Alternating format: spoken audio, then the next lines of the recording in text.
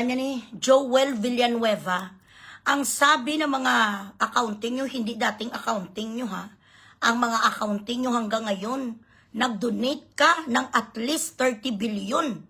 This is straight from the horse's mouth. Siyempre, hindi ko ma-divulge ang mga pangalan nila kay baka tayshiin. Ang mga tao nyo, Joel Villanueva, Jesus is Judas sa inyo. Ay, sorry. Judas is Lord. Dapat palitan nyo ang pangalan ng inyong simbahan. Judas is Lord. Kasi ang Lord nyo si Judas, pati yung tatay mo pala na may property sa Taiwan. May nagsabi sa akin, ginagawa sa tatay mo, nga si Eddie Villanueva, Manila, Baclaran ang Taiwan. Baka may iskabitsi doon, kag may other family. Ang tatay mong pastor. Sabi ng aking eyewitness, palagi siya doon sa Taiwan, kag may kasama nga ibang mga itsura, may mga anak, kag may isa ka babae, nga daw mukha niya, daw misis, or other woman sang tatay mo now. Maraming galit sa'yo, Judasiro ka, Joel. Nga bakit pamintil ang kapasok sa utak ko? Joel Villanueva, you donated an amount of money to your church para mahugasan. Kaya ang pinakamabilis, guys. Paano ka mag-cleanse ang dirty money? Ang makasalanan nga kwarta, ang bilat sing iloy mo. Kaya pala, sabi ko na sa inyo, preempt ng UD puta, marami na sa sang isprekitik. Nagadayalog na ang bilat sing iluya. May mamunulog sa, may ma-extemporaneous speaking, may ma-declamation. Ang ating paninindigan sa ating bayan ay tulad ng isang chururot na aking bukod tangi na hinahawakan sa aking puso. Kung ano man ang mangyayari sa special session na ipapatawag ng ating butihing presidente, ako ay pupunta para bigyang pugay at respetuhin ang sinasabi ng ating konstitusyon. Kung ano man ang makikita ninyong mga pangyayari sa susunod na mga araw, ito ay hindi ko ginagawa sa aking sarili. Ito ay ginagawa ko lamang sa aking bayan. Yuta! Sarili mo! You wanna fucking evade jail! You did not want to be in jail. Wala kayo sang strength. Wala kayo sang lakas na katulad ni Jinggoy. Si Jinggoy lang ang totoong lalaki sa inyo kag matapang. Bilat sa iloy ang extemporaneous speaking, may mga storytelling, may monolog na ang gago-gago nga malaway. Amo man na, jugels ka man. Sila'y city ka man, ang pera nga almost 30 million. Sabi sa mga accountant nyo, ito ay binigay, dinonate mo kasi kung donation, wala tax. You don't have to explain it, but you donated it. I don't know, you have actually, even if you donated, dapat bayaran mo na sa tax and you have to establish where the money came from. Katulad kay Speaker Mike Defensor, 5 million ang dinonate niya. Noong eleksyon kay Marcoleta, it was taxed by our government. And he was able to establish saan nanggaling pera kasi negosyante si Mike. Ti ikaw, Joel Villanueva, Judas is Lord. Sabi ko na nga ba sa inyo, nung nag-post-post siya, sa kanya mga dialogue, mga speeches niya, ang mga susunod na mga pangyayari na inyong matutunghayan, mga kababayan ko, ito po ay dahil sa pagmamahal ko sa konstitusyon. Maraming mga pagkakataon na kinukwestiyon ng aking integridad, ngunit ako'y nandito pa rin. Nagbibigay ng tulong sa mga nasasalanta ng mga bagyo. Ako ay nandyan para sa inyong mga kababayan kong Pilipino. Ako po ay hindi magbabago sa pagmamahal sa ating bansa. At kung ano man po ang inyong makikita na aking pagtawid at pagtraidor, ay ito po ay para sa ating bayan. Gagawin ko po ito para sa bayan natin kasi ako po ay Hanes. Yuta mo, Joel! Ang tatay mo, may isa ka pamilya sa Taiwan. Si Brother Eddie. Alam mo noon, Brother Eddie, ginarespeto. Tapaka ngayon, wala mo konsensya nga mag-anak, bilat sing iloy mo, kampera din kayo. Ang mga kalupaan sa isang lugar, I don't know kung anong lugar, sabi, because you know, I'm senile sometimes. May isa pala doon ka lugar dyan sa Pilipinas, anong tugani man, I don't know. Pero halos lahat nga lupa dyan, perdihon yung pabilat sing iloy, si Bilyar. May mga kadutaan na kamo, sang inyong kulto, sang amay mo, nga hindi naman holy brother kung tutuusin, may binuntis din sa doon yung ginatira sa Taiwan. Kahit magpangabot pa tayo sa korte. Ako confident talaga ako because slander, the defense for slander is the truth and I am fucking telling the truth. I have the truth in my hand. Alam ko na. May mga ebidensya ko di ang tatay mo kada week nandoon sa Taiwan, binibisita ang other family. Grabe ang mga style bulok. Sa lahat dyan nga mga Judas is Lord nga kulto. Iwanan nyo na ni ang pastor nyo nga butigon. Kita nyo gani, wala nadala sa pray-over ang anak niya. Ano? Kung tuod-tuod ka nga pastor, kag alam mo nga ninanakawan na bilat singiloy ang Pilipinas. Dapat sinabi mo, anak mo, pagpakalalaki ka, Jewel. Maya ka kay Lord, maya kay Jesus. Kung kailangan kayo, if you are going to be persecuted, then so be it. God is going to find a way to give you back your freedom. But I do not want you to lie to the people of the Philippines and drag the name of our church. If you were indeed a man of faith, Brother Eddie, you would have stopped your son. Hindi lang nga sabihin mo, anuhin mo, sundin mo yung konsensya. Ang anak mo wala konsensya. Do not use big words you don't understand. Konsensya, the mere fact that he fucking accepted bribe, that he fucking accepted this money stolen from the Filipino people sa atin, sir, pati dyan ang mga praise the Lord, hallelujah sa iyo. Plastic mo sa pala, El Shaddai, El Shaddai, Elenuna Adonai. Grabe ka, ma-praise the Lord. Alive, alive, alive forevermore. My Jesus is alive, alive forevermore. Bilatsing iloy. Pinapati mo kami, pinaniwala mo kami na anak ng Diyos. Diputa ka. Anak mo lang yung diputa, hindi mo mabali. Hindi mo masabihan, huwag kang ganun, Joel. Ako magsasabi ng katotohanan sa korte na nagtanggap ka ng bag. Ng malita, dishonest ka man, sinungaling ka man, pastor. You are as liar as him. Because it is next to impossible for you to deny that you didn't know anything or you doesn't know anything. Of course you do. After him donating at least 30 million dyan sa kulto mo, nga alive forevermore, wag yung dabayan si Christ. Putang ina nyo, puro sila nahan mga palaitot ni mga iho diputan. Doon din may kinantot din si Brother Eddie. Nandun sa Taiwan, guys. Habang may helicopter ang mga Villanueva family, endless mansions, talbugan niya si Kibuloy kung tutuisin. Endless mansions, endless land titles, endless bilatsing iloy, pagmamayari ng iba't ibang negosyo tayo, nga mga Pilipino, lalong-lalo na tayong mga OFW. Alam niyo bakit ako nakikipaglaban? Putang ina, lumaki ang mga anak ko, wala ko sa tabi nila. 21 years in the Middle East. Bakit ako ganito na lang ang aking hugot? Bakit ako galit na galit sa mga putang ina? Kasi, kung may trabaho lang akong uuwian sa Pilipinas noon pa, kung meron lang sana sa magandang gobyerno sa Pilipinas, I did not have to go through the fucking insanity. Yung pangungulila ko sa mga anak ko, sana ako napalaki sa kanila. Kasi ngayon, kahit sabihin pa na magnanay kami, hindi ko kilala ang kanilang mga puso. I know their heart, yeah, maybe half of it. Pero hindi ko kilala kung paano magtakbo ang kanilang utak. I feel like a stranger sometimes sa mga anak ko. Hindi ko alam kung paano ako maging isang ina sa mga anak ko. Because it's been a long time, 15 years kami bago nag-reunite mo. Ang eldest son ko was only 10 when I left. Ang pangalawa ko, 6, 7 years old when I left. Kaya galit na galit ako.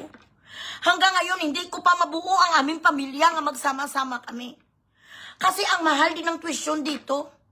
Lalong-lalo na ngayon, hindi ako uwi sa Pilipinas kasi shoot to kill. Ano ko ma-istariray ko sa Pilipinas bilat singilo, ilang bala ang gantay sa akin? Kaya galit ako sa mga taong katulad mo, Joel. Para riyas ka mo si Ches ang bilat sa Iloy sa labas ang bahay mo nandoon. Ang mga Brave 18, tapos yung gago ni nga si Kwanoy Chares. Chares Alpot bilat sa Iloy Marcos. Sa pagkaliit-liit mong unano kung ihudi puta ka, nahikay ka, na-underestimate mo ang mga Brave 18, isa ka lang nila dito ka-uppercut, gago. Ikaw ang pinakagago sa lahat. Akala mo, ambisyon mo matutupad, ma-presidente kayo ta. Tama na ang unano nga naging presidente natin noon nga si Gloria Macapagal-Arroyo. That's it. Ikaw ang pinakalas nga Marcos na nandyan bilat sing Iloy sa HOR. After this, there will be no Marcos anymore. Amy Marcos only. Si Amy Marcos lang talaga ngayon, guys. Take a conscience check sa kanilang lahat na Marcos. Only Senator Amy Marcos ang iba sa kanila na wala siyang pakialam kung pamilya yan na. Pero mas mahal niya ang bayan kesa sa pamilya niya kasi alam niyo kung ano kabulok ang kapatid niya, pamangkin at ang kanyang bayaw. So do not hate her. In fact, we should be happy na Amy Marcos does not belong in their group. Oo, meron siya mga kapalatan, hindi naman siya perfect, but she's doing her best every day. Na tinutulungan tayo, kita niyo ang kanyang mga videos and everything. Ang mga blow-by-blow update niya sa atin kung ano nangyayari sa Senate, ang pagkikipaglaban niya. Pwede siya na magsunod-sunuran sa kanyang kapatid and get all these perks to be a leader in one committee. Pwede siya nga gawin siya special envoy ng kanyang kapatid or whatever. But no! Pinili niya nga magstay dito sa atin dahil mahal ni Amy ang bayan kesa sa pamilya niya. So stop hating her. Stop bashing her. She is in our team. Kaya ako nag-aapila na lang ako dira sa mga kaibigan ko rin ng mga vloggers. Give her a chance. Si Senator Amy, oo siya nag-convince kay VP Sara na magtakbo na lang VP instead of president because she thought that time it was for the best. Hindi niya mo nakalain nga hudas palang bilat sing Iloy nga bayaw. Kay si Lisa na noon, kay Amy lang naman na nagahingi allowance. Nga bakala nyo may pera na sa wala. Si Amy ang taga-kapot, ang tagahawak ng kanilang baul ng kapirahan. So ngayon, kay nakapwistong bilat sing Iloy, tumaas ang sungay, isang alpot, pati si Amy ginaway, isang gagangali sa tanas. So stop the hate. We should support her. Dapat ngayon 5 million yan ang Facebook na followers ni Senator Amy. Dapat 10 million na kasi. Tingnan nyo naman regardless of the bashings, regardless of the negativities that she has to sit, watch, and take. Senator Amy remains steadfast, tenacious. Para sa atin, iniinda niya. Iniinda niya pangungutya sa kanya. Enough na. Nga ginakuha niyo siya, gina-spread. Dito tayo mag-focus sa mga bilat sing Iloy nga mga kakakapatid. Kamugani, walang buhay ang mga Pilipino sa Pilipinas. Kaya tayo lumalayas doon eh. We see our children only on video calls. Our families, our mother, our father. Namatay ang tatay ko, hindi ko nakauwi. May mga sakit ang mga anak ko, hindi ako nakauwi dahil kailangan kong kumayod. Imbes na iuwi ko habang nagka-cancer si Papa, ipagamot ko na lang sa kanya ang pamasahe ko ng eroplano. Ang sakripisyo nating mga OFW. Nagkawatak-watak ang mga pamilya natin dahil sa distance. Dahil putang ina ang ating gobyerno. Every fucking election we try to hope for a better leader. Every election there is only one wish that we have. Genuinely. Na magkaroon tayo sang leader na makipaglaban na wala na sanang lalabas sa Pilipinas na nanay, na tatay, na iiwan ang mga anak. Sana wala nang ganun. Para hindi magwatak-watak, hindi na mangirido, hindi na mangabit. Wala na sang other children. Na sana buo ang pamilya. Paano? Sana walang gutom sa kalsada. Sana wala street children, wala street people. Paano? Paano bilat sing Iloy? Kung may mga katulad sa mga tulpo ang ating sistema. Now, as per my very, very reliable source, this is the character of Rafi. Tapos na tayo kay Erwin. Ay, Rafi naman tayo. Pagkatapos kang kinasuhan sang unang mong asawa nga si Julien Tulfo, nga may anak ka nga isang babae na maganda ngayon. Maganda tong anak mo. Inabandona mo ang totoo mong anak bilat sing Iloy. Tapos ito ang gimpadala mo sa pangalan mo, ang Chararat. Nga si Maricel nga ang totoong pangalan niya, Imelda. Nag-istariray ang damol, guya nga, huy, ilipante, way ko na namian si mo. Isaksak ang Gcash sa baba mo. Akala niya siguro masala-sala ko sa Gcash ang alpot dahil may kailangan mo yung sasakin. Marami kasang iparituki sa katawan mo, kaya iniwan ka rin sa asawa mo nga si Attorney Garrett. Kasi kung saan ka pumupunta, pakantot ka naman nga pakantot. Akala niya siguro anuhin ko sa kaibiganin, ayala.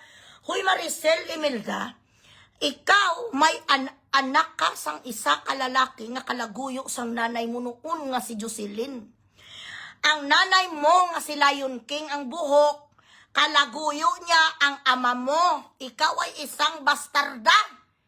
Itong bilat sing iloy nga si Rafi nga bilat sing iloy nga gago, pinagamit sa iyo ang tulfo, tapos gimpabayaan niya ang totoo yung first family. Hindi siya tunay na anak ni Rafi, guys. I have the copy of her original birth certificate. Ang nanay niya nga si Jocelyn, nga si Lion King, ang buhok, nga steady pulse, bilat sing iloy, ang herduyo, way ka natakan sa buhok mo daw si Lion King ka. Palitan mo naman dura. She's not the daughter, she's not the real daughter of Rafi Tulfo. Anak ka sa labas, ang tatay mo, kay noon, ang nanay mo nga taga Isabela, nga si Jocelyn, nga si Lion King, ang buhok, Kirida, ikaw ay isang bastarda, do ang drama ni isang alpot, do si Jamagno, bala. Anak ka sang isa ka lalaki nga napatay na disease na ang iyong tatay. Kaya nung kinasal ang iloy mo nga mang-aagaw titi, kung tutuusin, hindi na saya real family. Ngayon si Jocelyn, ang totoo niya yung family, si Julien, ang nagbigami sa kanya kasi nagpakasal ang patay huya. Gago ni si Rapin, mga edad niya 23, 24. Gorgor na yan si Jocelyn Lion King. Noong pinakasalan niya kasi gusto niya nga sa may mag-support sa kanya kasi patay gutom siya eh. So kahit 8 months or 5 months pregnant to ang asawa yan, narinig ko ng interview sa asawa niya, ginhiwalayan mo, nga patay huya ka. Tapos napakuno-kuno ang bilat sing iloy, ang original mo lang yung anak, kay Lion King si Rap Rap. Nan. Ine, ang si Malaw, ay nisang si Imelda Papin, sorry lang Imelda Papin, nag-conjugate lang ko. Ining chararat ni nga daw ihudi puta, kadako sa Titanic, ayoko yung makipagkaibigan sa gaga. Akala niya siguro wala ma-okay ko kay nag-ano sa comment, day, pwede ka kapajika sa akin, pero siguro doon mo hindi galing sa maleta. Inaaway ko pa siya kanong real talk to, hindi kita inaway. Ang totoong istorya lang, wag kang magpakunwarek. Ang totoong istorya lang, mapaglait ka. Sabi sa mga kaklase mo noon, ang totoo mong pangalan, Imelda. Hindi ka totoong hindi ka totoong anak ni Rafi Tulfo. Ganito kasinungaling ang bilat sing iloy natin nga mga senador nga magkapatid. Putang ina! Pati na lang bilat sing iloy ang tungkol sa pamilya nila, hindi pa nila masabi ng totoo kung ano talaga. Hindi maamin-amin sang gagu-gagu nga may bigami sa nga kaso, nga inabandona mo ang mga anak mo nga totoo. Ganyan sila. So bakit tayo maniwala? Kag bakit tayo bilat sing iloy mag-follow ka, mag-support sa ganitong klaseng mga lalaki? If they have the guts and they do not possess any conscience to leave their original family, if they have the fucking balls to abandon their original family, they could abandon Philippines. They could abandon Filipino people. They have no fucking problems bilatsing iloy in fucking eradicating their fucking lives with someone else who happens to be the legal family just to fucking please their mistresses. Ganito sila kaklase nga mga tao. Ayan. Amon sa magkakapit. Tapos ma-blue ribbon committee ka, Erwin. Yuta mo, gago! Bilat sing iloy ka, balik ka sa radyo, doon ka announcer ka na lang, doon ka bagay. Sa rubo-rubo. Hi, Mami, Mami Chona, how are you? Ang stars yun. Ay, grabe, red diary ko diyan. May inahawakan ako dito kahit ginahika ko ganito day. Sige lang.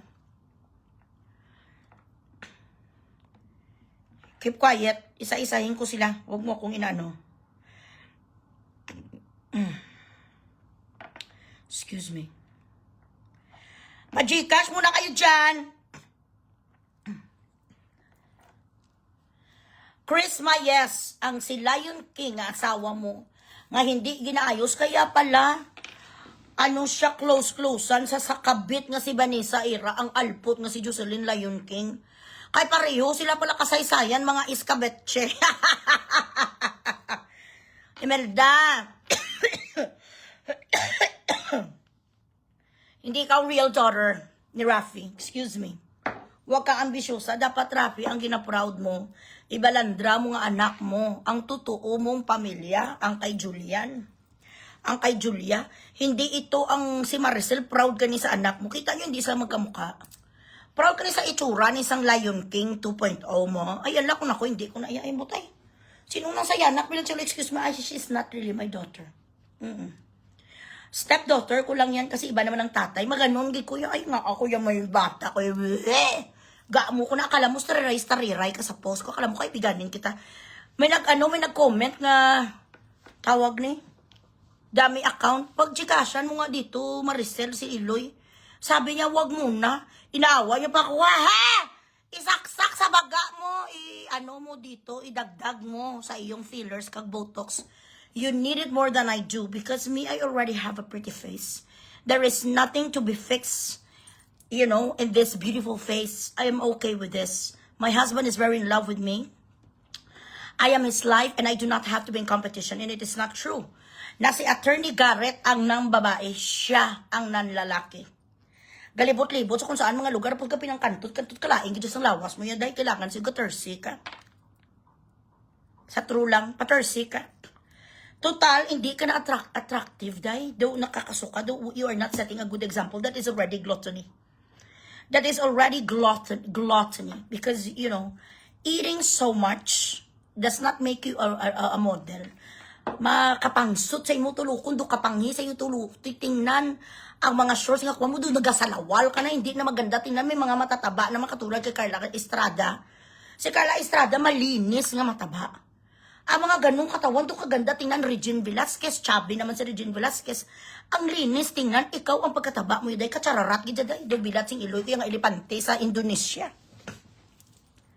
Paano di sa sakon pabida-bida sa mga katulad mo ginalampaso ko sel. Imelda, wala ko yan na hindi ako na sa shock o hindi ako na i-impress sa mga katulad mo nga manugbenta kandila nga overpriced. Kandila lang ginabenta sa bilat sing Iloy, ganito ang tindig sa buhay. Saan kinukuha ang pera? Sige be. Kaya wala ka naman sa iba naman nga negosyo, hindi ka man realtor. Hindi ka man trader. Wala ka man sa iba nga matinogin nga passive income kung tutuusin. Naranless na mga ninanakaw nga pera ng kapatid, nanay at iyong stepfather ay napupunta din sa iyo kasi baka hindi lang ginabinta mo nga tamaan man kamahal.